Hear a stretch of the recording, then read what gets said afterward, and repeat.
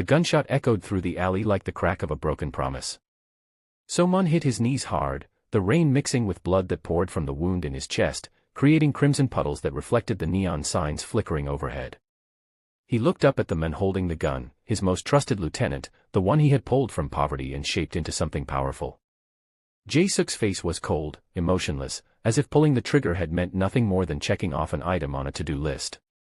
"Brother," So-mun choked out, his voice wet with blood and disbelief. "Why?" Jae-suk didn't answer. He didn't need to. The answer stood beside him in a red dress that had once belonged to So-mun's world, her hands stained with his blood from the poison she had been feeding him for months. Hannah. His lover. His confidant. The woman who had whispered promises in the dark and plotted his death in the light. She stepped forward, crouching down until her face was level with his, and smiled the kind of smile that belonged to someone who had just won everything they ever wanted. "You taught me loyalty, Mun. You taught me to take what I want and never apologize. I just never thought I'd use those lessons against you." So-mun's vision blurred. He could feel his body shutting down, could feel death wrapping around him like a cold blanket. He reached for Hannah, not to hurt her, but because some broken part of him still needed to touch her one last time, still needed confirmation that this nightmare was real. She stepped back, disgust flashing across her beautiful face. "Finish it," she said to Jae-suk. The second bullet never came. Instead, rough hands grabbed So-mun and dragged him toward the edge of the dock. He tried to fight, but his body no longer obeyed him. The last thing he heard was Jae-suk's voice, cold and final, "Legends die in silence." They threw him off Mapo Bridge, and the dark water of Seoul swallowed him whole. The world believed So-mun was dead. For 5 years, that belief held. His empire fractured and reformed under Jae-suk's brutal leadership. His name became a ghost story, whispered in the underworld with a mixture of reverence and relief. The devil of Seoul had finally been sent to hell. But legends don't die. They wait. Nala Yues had been in Korea for exactly 3 weeks when she found the body. She was 23 years old, newly trained, still trying to prove herself to the organization that had recruited her out of Rwanda after a family had been slaughtered in violence she still couldn't speak about without her hands shaking. Her first assignment was supposed to be simple: surveillance on a rival syndicate's weapons facility. Get in, get the information, get out. Nothing complicated. But then she heard the screaming. The underground compound was supposed to be abandoned, a relic from some forgotten criminal operation.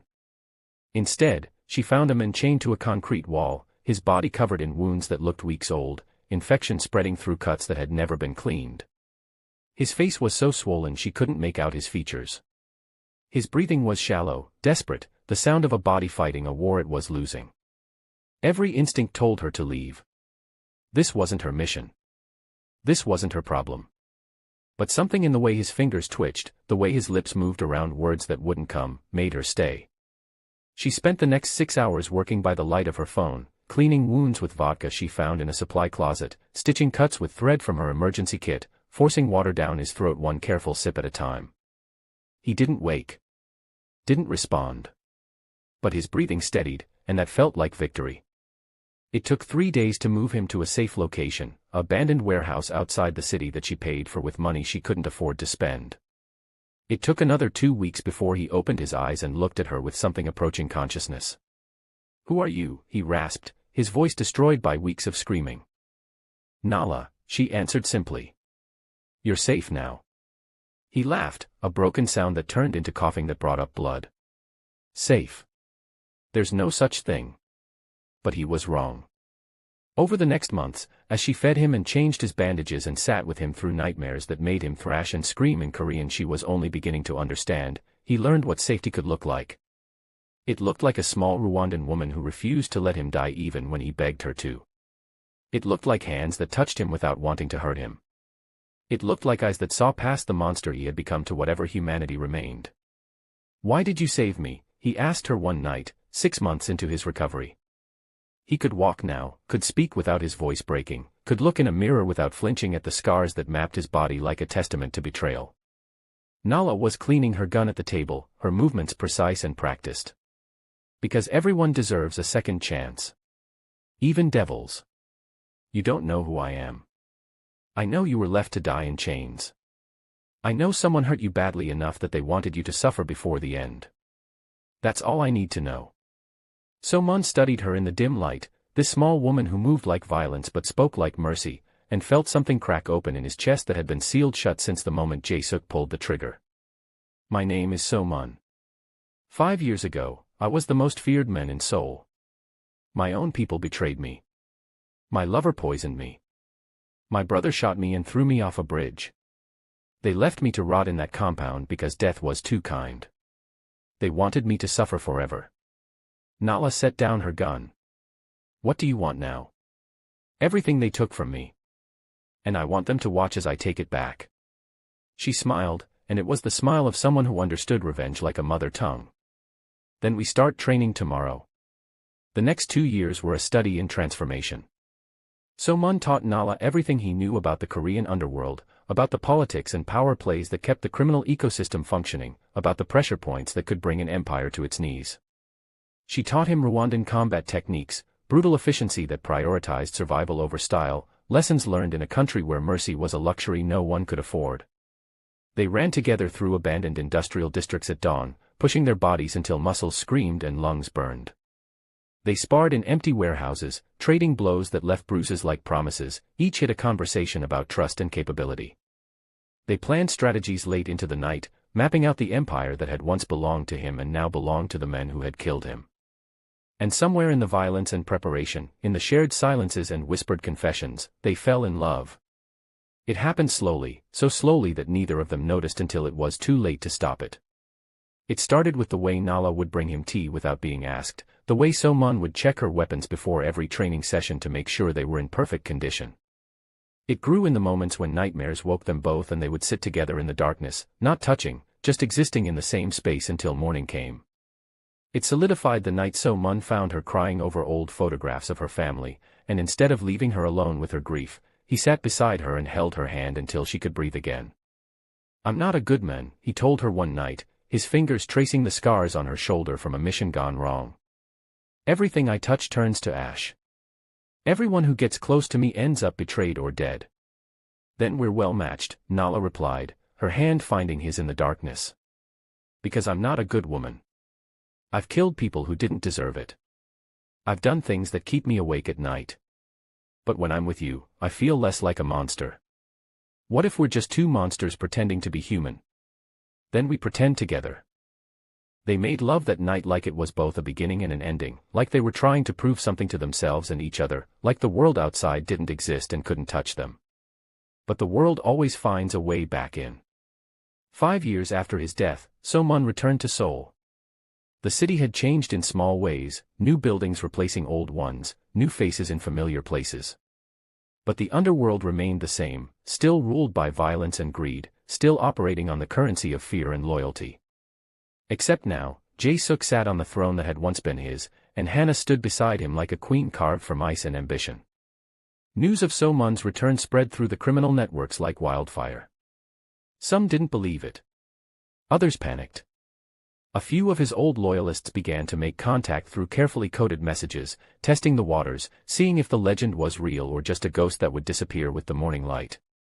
So-mun and Nala didn't announce themselves with violence. They were smarter than that.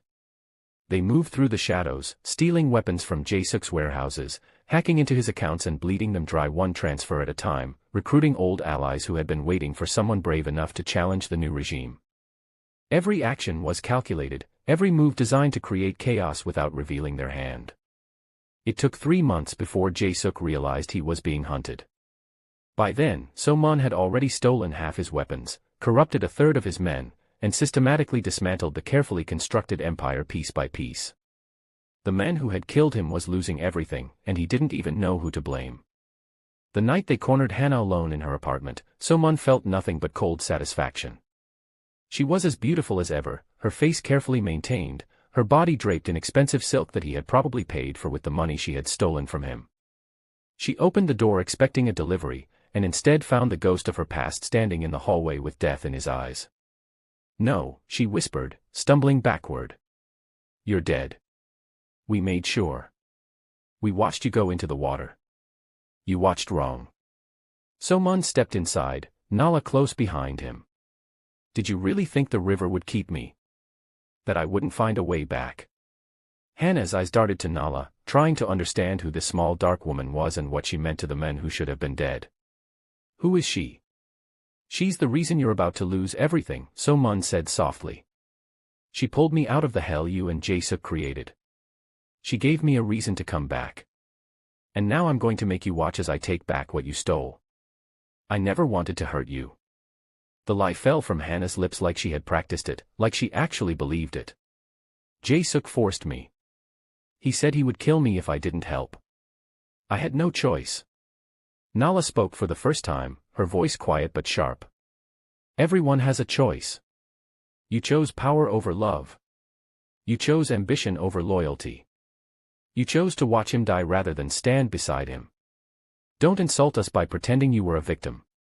Hannah's face twisted with anger and fear. What do you know about it? You weren't there.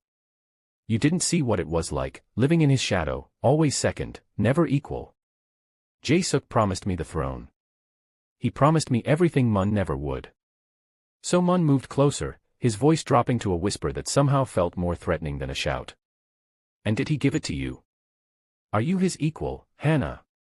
Or are you just another trophy he keeps to remind himself that he won? The question landed like a physical blow. Hannah's eyes filled with tears that might have been real or might have been another manipulation. He loves me. No.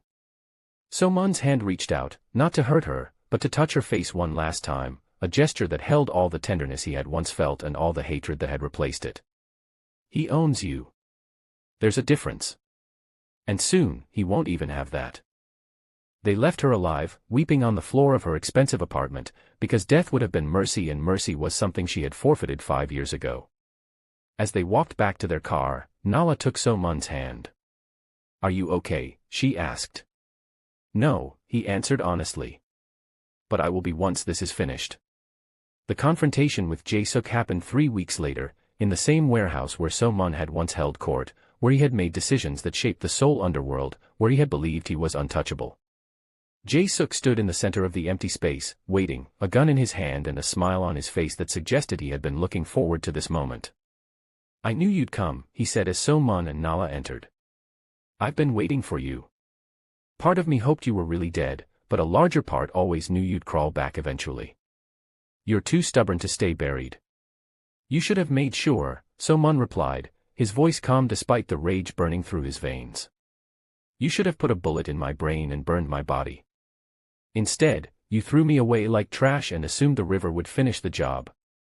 I wanted you to suffer. I wanted you to die slowly, painfully, knowing that everything you built was mine.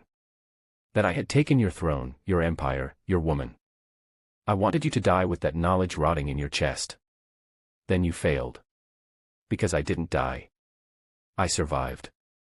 And now I'm going to take everything back, starting with your life.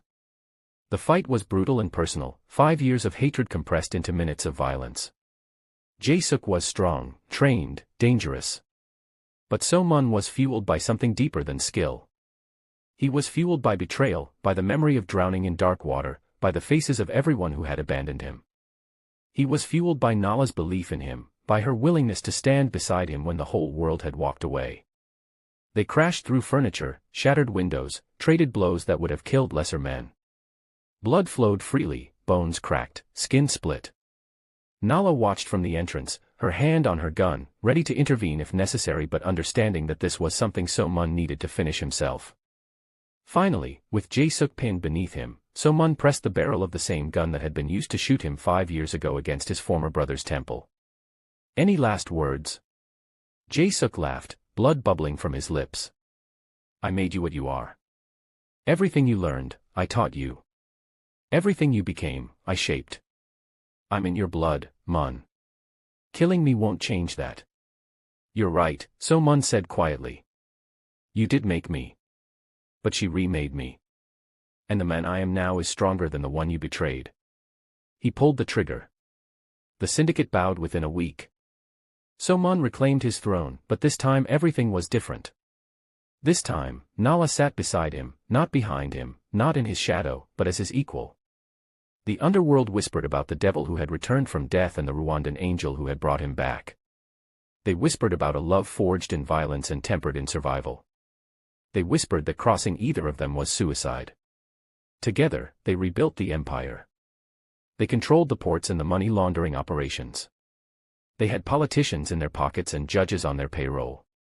They commanded networks of assassins across Asia, and every criminal organization from Tokyo to Bangkok knew their names. But power came with a price, and the ghosts of their past refused to stay buried. It started with small things. Anonymous messages. Photographs taken from angles that shouldn't have been possible. Evidence of surveillance that suggested someone had been watching them for years, not months. Someone who knew things they shouldn't know, who had access to information that should have died with Jae-suk. The envelope arrived on a Tuesday night, delivered by a courier who disappeared before anyone could question him. Inside was a single photograph of So-mun chained in that underground compound, taken from an angle that suggested the photographer had been in the room. Below it was a photograph of Nala, standing over his broken body with a gun in her hand. And beneath both images, a message written in neat block letters. We know what really happened 5 years ago. We know the truth. And soon, everyone else will too. So-mun stared at the photographs, his mind racing through possibilities, through enemies he had made and rivals he had crushed. Someone had been there. Someone had witnessed everything. Someone had been waiting for this moment. Nala took the envelope from his hands, studying the images with clinical detachment. This isn't about revenge, she said quietly. This is about leverage. Someone wants something from us. Then let them come and ask for it. So-mun's voice was cold, but underneath the ice was fear he refused to acknowledge. Let them try to take us down. We've survived worse. Have we? Nala looked at him, and for the first time since they had returned to Seoul, he saw doubt in her eyes. We've survived betrayal and murder and war. But can we survive the truth? What truth? That you saved me. That we fell in love. That we built this empire together on the ashes of betrayal. The truth that maybe we're not the heroes of this story. That maybe we're just two broken people who found each other in the darkness and decided to burn the world down together. Southwest Mun pulled her close, his arms wrapping around her like he could protect her from whatever was coming, like love could be a shield instead of a weapon. Then we burn together. We rise together, or we die together. That's always been the deal. Nala buried her face in his chest, breathing in the scent of him, memorizing the feel of his heart beating against her cheek. I'm not afraid of dying with you. I'm afraid of losing you before I'm ready. Then we make sure whoever sent that envelope regrets it. We find them, we break them, and we remind the world why they should fear us. Outside, Seoul glittered with neon and promise, a city that never slept, a city that swallowed secrets and spat out legends. In the darkness of their penthouse, two people who should have been enemies held each other and prepared for war. The devil and his savior. The killer and his conscience. The legend and the woman who refused to let legends die. Whatever came next, they would face it together. Because that was the promise they had made in blood and ink and whispered confessions. Because that was the only truth that mattered in a world built on lies. Because love, even the dark and complicated kind that grew from violence and survival, was worth fighting for. The envelope sat on the table between them, a threat and a challenge, a reminder that the past never stayed buried and the future was never guaranteed. But So-mun and Nala had learned how to survive in the spaces between life and death, how to find beauty in brutality, how to build something real from the wreckage of everything they had lost. And if the world wanted to test them, wanted to see if they would break under pressure, wanted to tear apart what they had built together, then the world was welcome to try. They had died once already. They had crawled out of graves both literal and metaphorical. They had faced betrayal and torture and the kind of pain that reshapes souls. Whatever came next would be nothing compared to what they had already survived. If this story of survival, betrayal, and dark love has kept you on the edge of your seat, then you know what to do. Hit that subscribe button because we're just getting started. Part 2 is coming, and trust me, the secrets buried in that envelope will shake everything you thought you knew about So-mun and Nala's story. Drop a comment and tell me, do you think they deserve their happiness, or are they too broken to ever truly escape their past? And if you want to see how this twisted love story unfolds, smash that like button so we know to bring you the next chapter. Until then, remember, legends don't die in silence. they wait in the dark, gathering strength, preparing to remind the world why they were feared in the first place.